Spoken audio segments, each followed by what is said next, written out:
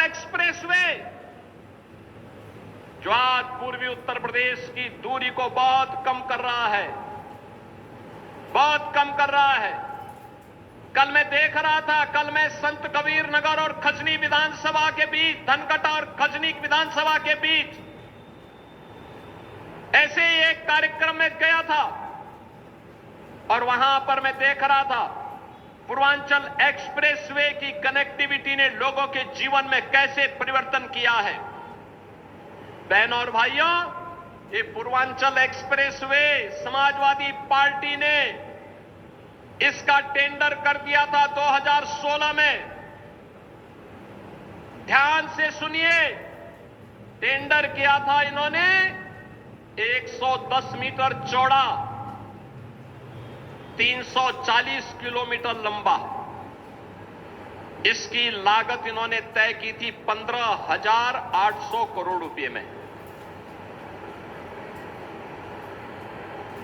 15,000 करोड़ रुपए से ऊपर की लागत इनके समय में आ रही थी।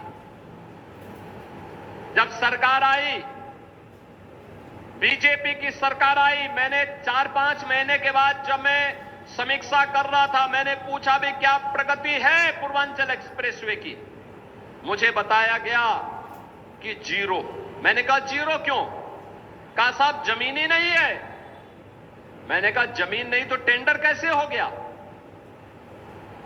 फिर मैंने पूछा ये बताओ कि जमीन के लिए क्या कर रहे हो? कोई भी हरकत नहीं। हमने कैंसिल किया। मैंने कहा पहले जमीन लो। जमीन लेने के साथ पहले अलॉटमेंट फिर से बनाया गया, ठीक 341 किलोमीटर लंबा। लोगों ने कहा कितना चौड़ा होना चाहिए? मैंने कहा पहले 110 मीटर था, उसको 120 मीटर करो। हो सकता है बाद में कभी हमें इसकी चौड़ाई बढ़ानी पड़े, कभी हो सकता है प्रधानमंत्री मोदी जी के विजन के अनुरूप हाई स्पीड ट्रेन इस पे चलानी पड़े। इसके लिए भी हमारे लिए आवश्यक है कि हम 120 मीटर चौड़ा इसको बना करके रखें। बहनों और भाइयों, हमने जमीन ली, टेंडर किया, ठीक 15,800 करोड़ रुपए का फिर वही बिड आई।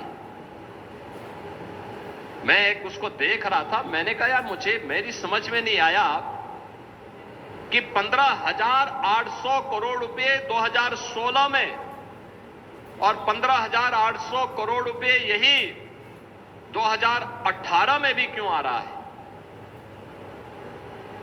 3 यानी 2 वर्ष के बाद भी वही बिड।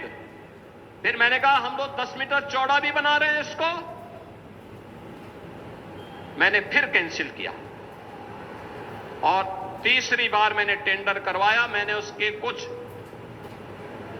शर्तों को सरल किया और टेक्निकल और फाइनेंशियल बिड एक साथ मंगाई।